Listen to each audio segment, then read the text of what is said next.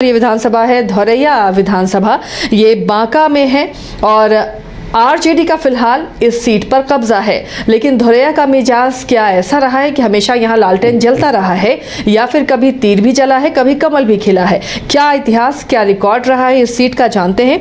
धौरैया विधानसभा को अगर स्कैन करते हैं रंजन जी, तो क्या निकलकर सामने आता है, क्या मिजाज रहा है इस सीट का? देखिए, धौरैया विधानसभा जो कि बांका जिला और बांका लोकसभा में ही आता है, इसका मिजाज जो है वो समय समय के अनुसार बदलता रहता है। और लेकिन वो जिसे भी समय देता है अच्छा खासा समय देता है। और आप देखिएगा कि यहाँ पर जो तीन प्रमुख पार्टियां हैं वो ऑलमोस्ट इक्वल टाइम यहाँ पर जीती हैं। धौरैया एक SC आरक्षित सीट है, अनुसूचित जाति आरक्षित सीट है। और जब आप शुरुआत में देखती हैं धौरैया को, तो धौरैया में सबसे पहले कांग्रेस ने जीत का चौका लगाया और तब तक ये सीट सामान्य थी। और 1969 में कांग्रेस को पहली हार का सामना करना पड़ा और फिर ये जो है SC आरक्षित सीट हो चुकी थी। तो जब तक सामान्य सीट थी कांग्रेस 4 बार जीती। लेकिन 1972 से, तो जैसे मैंने कहा ना कि एक कांग्रेस का टर्म जो है ऑलमोस्ट खत्म हुआ, फिर नया शुरू होता है। अब CPI का जो है दबदबा, उसकी धाक जो है इस विधानसभा क्षेत्र में दिखने लगती है। पहले तो वो हैट्रिक लगाता है, फिर कांग्रेस 1985 में जो है एक जो सहानुभूति के साथ वो चुनाव लड़ रहा था उसमें वापसी करता है। लेकिन फिर 90 और 95 में CPI ही जो है वो यहां से जीत हासिल करता है। तो 5 कांग्रेस और फिर उसके बाद 5 जो है आपको CPI को हो गया। अब जब आप उसके बाद आगे बढ़ते हैं तो 2000 से यहां पर मुकाबला जो है वो दिखने लगता है JDU और RJD के बीच में। और समता पार्टी भी आप कह लीजिए, एक बार समता पार्टी भी यहां से चुनाव जीती है। लेकिन फिर यहां नीतीश कुमार का जलवा जो है वो दिखा टिल 2015। वो लगातार जो है यहां से चुनाव जीतते रहे, जिस भी गठबंधन में रहे या उनकी पार्टी जो भी रही वो चुनाव यहां से जीतती रही। लेकिन 2020 में JDU के ही पूर्व विधायक के जरिए पहली बार धौरैया में लालटेन जला और जो एक किला बन गया था, गढ़ बन गया था JDU का, उसको ध्वस्त किया RJD ने। तो अब जो हम ट्रेडिशन देख रहे हैं 5-5 बार का, ये तीनों को मिल चुका, 4 बार JDU, 1 बार समता पार्टी, तो 5 यहां पर भी है, 5 CPI, 5 कांग्रेस। तो क्या ये एक नया सिलसिला शुरू हुआ है कि अब RJD के नाम ये सीट रहेगी या JDU इस बार अपना गढ़ वापस चाहता है, अपना किला वापस चाहता है और उसके लिए वो पूरा जोर भी लगा रहा है। हालांकि 2020 में लालटेन क्यों जला, अगर आप इसे देखें तो यहां पर समीकरण में एक बदलाव आया था और वो जो समीकरण बदला उसकी वजह से जो है JDU को हार का सामना करना पड़ा। और एक और वजह रही वो LJP रहा। LJP ने जहां भी जो है JDU का खेल 2020 में खराब किया था वो भी एक कारण रहा, लेकिन समीकरण में बदलाव मुख्य कारण रहा। और क्या हुआ समीकरण में बदलाव, अगर हम उसकी चर्चा करें तो देखिए, जो धौरैया विधानसभा है, जैसा मैंने आपको कहा कि यहां पर CPI की भी एक पैठ रही है, वर्चस्व रहा है। 5 बार अगर कोई जीता तो ऐसे ही तो जीतता नहीं है। तो वो जब भी चुनाव लड़ता था, हालांकि 1995 के बाद जो है उसे जीत नसीब नहीं हुई, लेकिन वो जब चुनाव लड़ता था तो उसके कुछ वोट जो हैं वो फिक्स थे, जो कि उनको मिल ही जाते थे और वो 20-25 हजार के आसपास होते थे। लेकिन जब 2020 में गठबंधन हुआ तो वो वोट टुवर्ड्स RJD शिफ्ट हुआ। तो जो ट्रायंगुलर फाइट हुआ करती थी वो आमने सामने की लड़ाई में तब्दील हो गई और इससे RJD को फायदा हुआ। अब इस बार क्या होगा उस पर भी हम लोग चर्चा करेंगे। लेकिन ये बड़ा फर्क जो है धौरैया में 2020 में देखने को मिला। और इस बार जो JDU को लगता है कि वो यहां पर ये सीट निकाल सकता है, अपने गढ़ में वापसी कर सकता है, अपना किला हासिल कर सकता है, तो उसके पीछे बड़ी वजह यह है कि 2020 में LJP भी एक कारण थी जिसकी वजह से जेडीयू को हार का सामना करना पड़ा, और जब वो कारण हटा तो लोकसभा के चुनाव में यहां से जेडीयू के गिरधारी यादव को लीड भी मिला। तो क्या होगा, बहुत दिलचस्प हो गया है यहां का सारा कुछ। 17 चुनाव धौरैया विधानसभा में अब तक हुए हैं। कांग्रेस 5 बार, सीपीआई 5 बार, जेडीयू 4 बार, समता पार्टी 1 बार, तो 5 बार इधर भी, आरजेडी 1 बार और निर्दलीय 1 बार। सबसे ज्यादा बार जीतने वाले प्रत्याशी की बात करें तो नरेश दास, कॉमरेड नरेश दास जो हैं वो यहां से 5 बार जीते। सीपीआई को जितनी भी जीत मिली वो नरेश दास ने ही दिलाई, हालांकि बाद में वो आरजेडी में शामिल हो गए थे और चुनाव भी लड़ा उन्होंने लालटेन के निशान पर, लेकिन वो जीत नहीं सके। इसके अलावा एक और नाम है जिनकी की चर्चा आपको धौरैया विधानसभा में करनी होगी, और वही अभी यहां के विधायक हैं भूदेव चौधरी। वो 4 बार जो है यहां से चुनाव जीते हैं। वो जमुई से 2009 में लोकसभा के सांसद भी बने थे, और इसके बाद जब 2014 में उनको जेडीयू ने टिकट नहीं दिया तब वो आरएलएसपी में चले गए थे। आरएलएसपी के प्रदेश अध्यक्ष भी बने, लेकिन वो चुनाव हार गए। फिर 2020 चुनाव से पहले जो है वो आरजेडी में शामिल हो गए। तो एक बड़ा नाम है भूदेव चौधरी इस इलाके में, और उनकी अपनी पैठ भी है। हालांकि उनके सामने जो उम्मीदवार हैं मनीष कुमार, वो भी कमजोर नहीं हैं, पूरा जोर लगाते हैं और उनकी भी अपनी एक छवि है।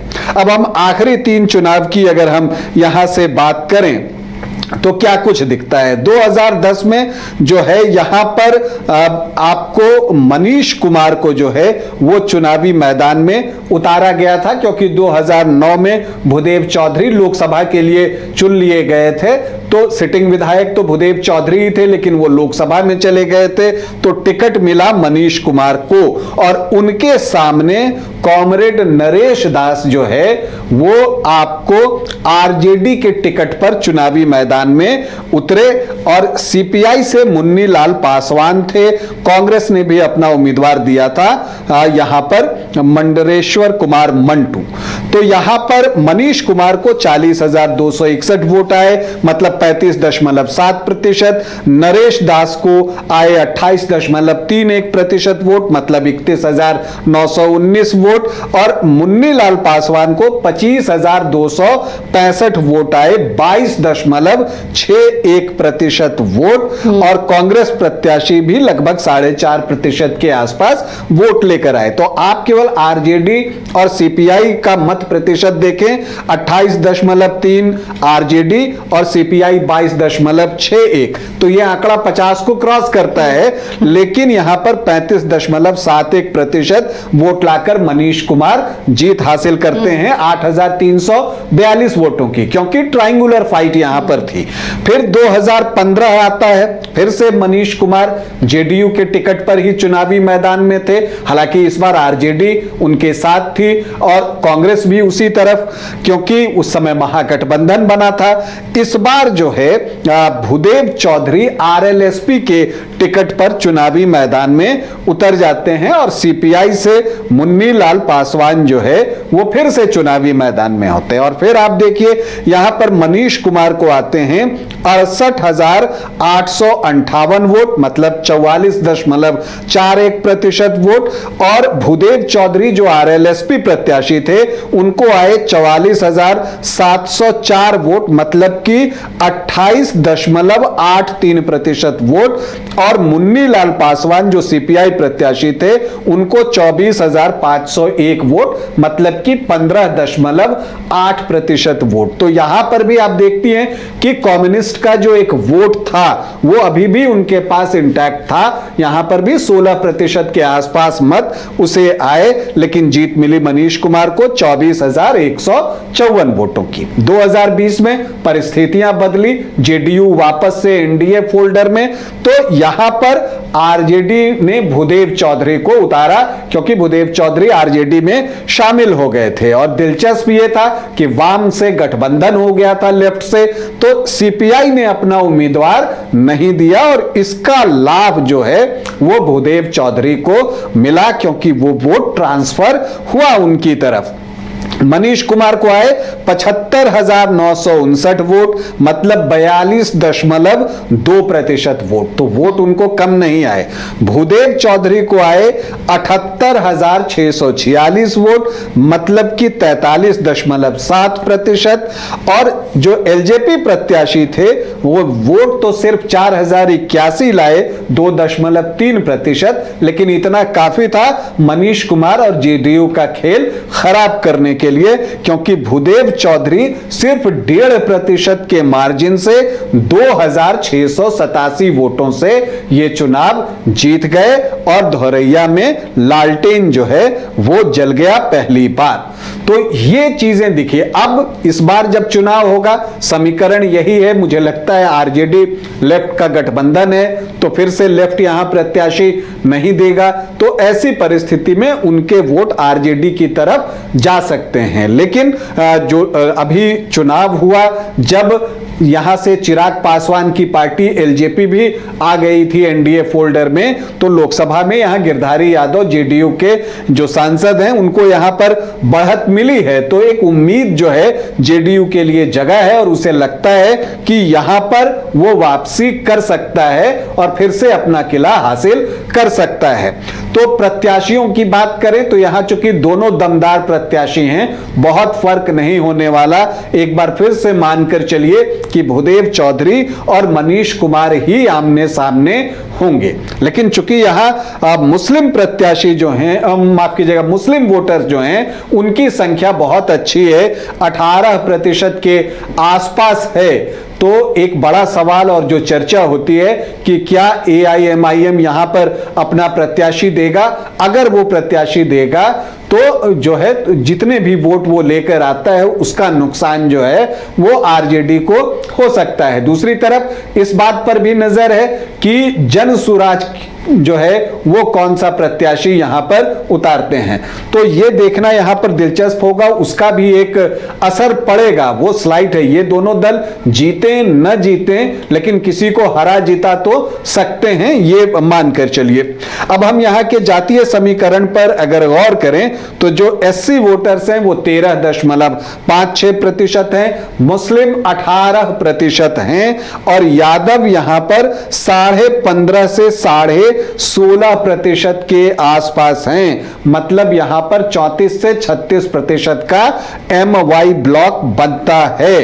तो अब ये देखना है, इसमें मल्लाह भी जुटेंगे थोड़े बहुत, वो भी है यहां पर, तो ये एक एडवांटेज जो है वहां पर जो आरजेडी है उसको दिखेगा। लेकिन दूसरी तरफ के भी वोट्स देखते हैं, जो परंपरागत वोटर्स हैं, जो सामान्य जाति है उनके बहुत वोटर्स यहां पर नहीं है, 8 से 10% के बीच, जिसमें राजपूत 4-5% होंगे और बाकी जो है ब्राह्मण और भूमिहार आप यहां पर देख लीजिए। वैश्य 6 से 7% हैं, लेकिन कोयरी कुर्मी 9 से 11% और धानुक 10 से 12%।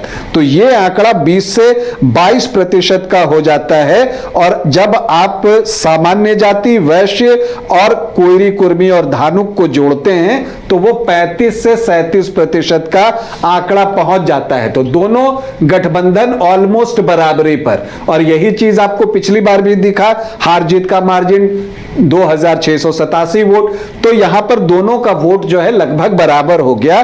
तो ऐसी परिस्थिति में एससी वोटर्स, जिसमें रविदास की संख्या ज्यादा है वो, और जो अति पिछड़ी जातियां हैं अन्य, वो किसको वोट करती हैं, उसको, उस समीकरण को कौन बेहतर तरीके से साध पाता है, उसी पर धोरैया का परिणाम जो है वो आपको निर्भर करेगा। तो इसीलिए इस बार का चुनाव यहां बहुत रोचक होगा, जैसा कि 2020 में भी हुआ था। अब इसमें वही चीज है कि जिसने जातीय समीकरण को बेहतर तरीके से साध लिया और जिसने दूसरे के परंपरागत वोटर्स में जो है सेंधमारी कर ली, जीत उसकी हो जाएगी। तो देखिए अब कौन किसके वोट में सेंधमारी करता है, कौन जातीय समीकरण को साथ पाता है, और दोनों दलों में से कैंडिडेट कौन फाइनल होंगे और किस तरह का मुकाबला होगा, इस पर हमारी नज़र बनी रहेगी।